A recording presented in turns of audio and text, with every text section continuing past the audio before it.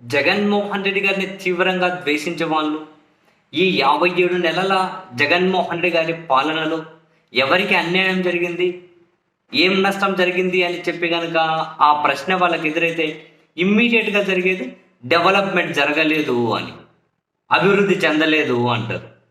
ఈ క్రమంలో మనం అసలు డెవలప్మెంట్ అంటే ఏంటి, అభివృద్ధి జరగలేదు అని దేని ప్రాతిపదికన మీరు చెబుతూ ఉన్నారు అని చెప్పి అడిగామనుకోండి, మీకు అర్థం కాదులే, యాడ కంపెనీలు వచ్చాయి, యాడ ఇంకా ఇంకేం వచ్చాయని చెప్పి అంటుంటారు.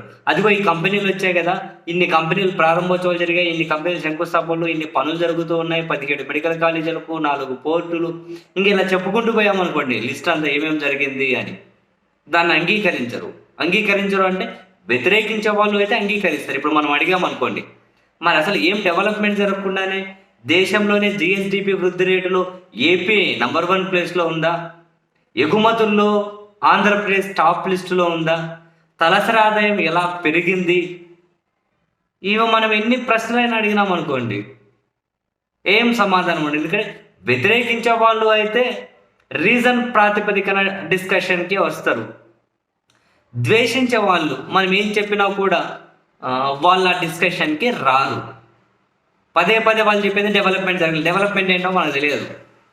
ఈ ఫిల్ టవర్ను లేకుంటే ఇంకా ప్రపంచంలో పేరెన్నిక కన్నవన్నీ ఇడ్లీ పాత్రలు, చట్నీ పాత్రలు ఏమైనా ఉంటే అన్నీ ఒక బ్రౌచర్ రెడీ చేసి, అదిగో ఈ విధంగా మేము ఆంధ్రప్రదేశ్ని తీర్చిదిద్దబోతున్నామని చెప్పి ఆ బ్రౌచర్లు పంచితే రాష్ట్ర వ్యాప్తంగా, అబ్బా చూడడానికి గ్రాఫిక్స్లో ఎంత అందంగా ఉంది అని, అప్పుడు జనాలు ఫుల్ సాటిస్ఫై అవుతారా?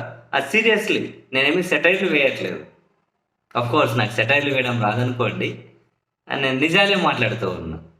ఇలా అయితే అప్పుడు మరి సాటిస్ఫై అవుతారా?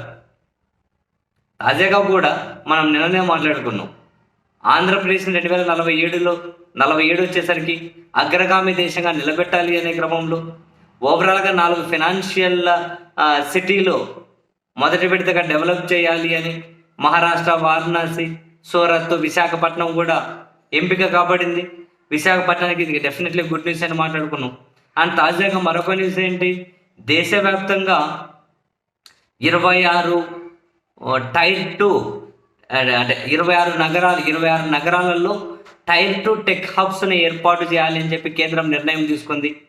దేశవ్యాప్తంగా 26 టైర్ 2 నగరాలలో టెక్ హబ్స్ ఏర్పాటు చేయాలి అని.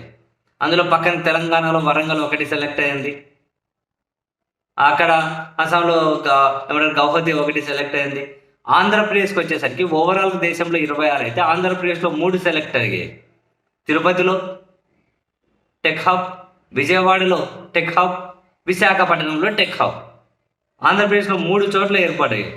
మరి ఇక్కడ ఏర్పాటు అయ్యాయంటే అవ్వబోతున్నాయి. రాత్రి ఏమి విత్తనం నాటి కాయలు అయితే కాయవు కదా, జరుగుతూ ఉన్నాయి కదా. ఇప్పుడు ఇది నిర్ణయం తీసుకున్నారు.